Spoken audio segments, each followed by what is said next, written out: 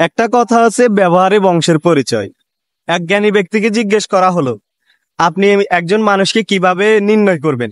তখন ওই লোকটি জবাবে বলল, একজন মানুষকে তার পোশাক দেখে, তার চাল চলন দেখে কোনোভাবে নির্ণয় করা সম্ভব না। তাকে নির্ণয় করার জন্য তার ভাষা রয়েছে। যার ব্যবহার যত বেশি সুন্দর, তার বংশ তত বেশি ভালো, সেই মানুষটাও তত বেশি ভালো। তো একটা বিষয় হচ্ছে, আপনি যে স্থানের মানুষই হন না কেন, আপনি একজন রিক্সাওয়ালার সাথে, একজন মুসির সাথে একটা খারাপ ব্যবহার করতে পারেন না। এর ক্ষেত্রে আপনি যদি খারাপ ব্যবহার করেন, আপনি কোন বংশ থেকে বড় হয়েছেন, কোন বংশ থেকে আপনার জন্ম হয়েছে, সেটা কিন্তু প্রকাশ পেয়ে যাবে। তো একজন মানুষকে নির্ণয় করতে হলে সর্বপ্রথম তার ভাষার দিকে লক্ষ্য করা উচিত, তার পোশাকের দিকে নয়, তার টাকা পয়সার দিকে নয়।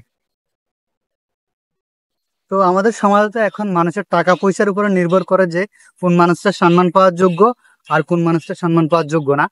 যদিও ভালো কোয়ালিটির শিক্ষিত ভালো বংশের লোক হয়, তারপরে আমাদের সমাজে কিছু মানুষ আছে তাদেরকে গুরুত্ব দেয় না, সম্মান দেয় না। হচ্ছে তার সমস্যা হচ্ছে তার কাছে ওই পরিমাণ টাকা নাই, যার কারণে মানুষ তাকে গুরুত্ব দেয় না, সম্মান দেয় না। এখন সমাজে তো যার প্রচুর পরিমাণ টাকা আছে তাকে সবাই গুরুত্ব বেশি দেয়, সম্মান দেয়। সম্মান দেয়।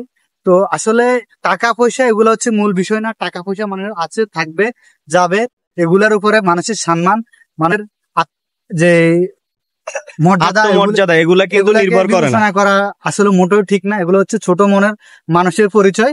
তো সব সময় চিন্তা করবেন একটাই, যে মানুষ সে তো মানুষ, সব থেকে বড় মানুষের, বিষয় হচ্ছে তার ব্যবহার। হ্যাঁ, মানুষের ব্যবহার, প্রত্যেকটা মানুষের ব্যবহার, আচার ব্যবহার কেমন, তার বংশ পরিচয় তার আচার ব্যবহার উপরে নির্ভর করে।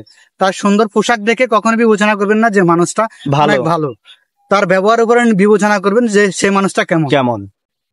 তো আজকের মতো এই ভিডিওটা এই পর্যন্তই। আশা করি বুঝতে পেরেছেন আমরা কি বুঝাতে চাইছি।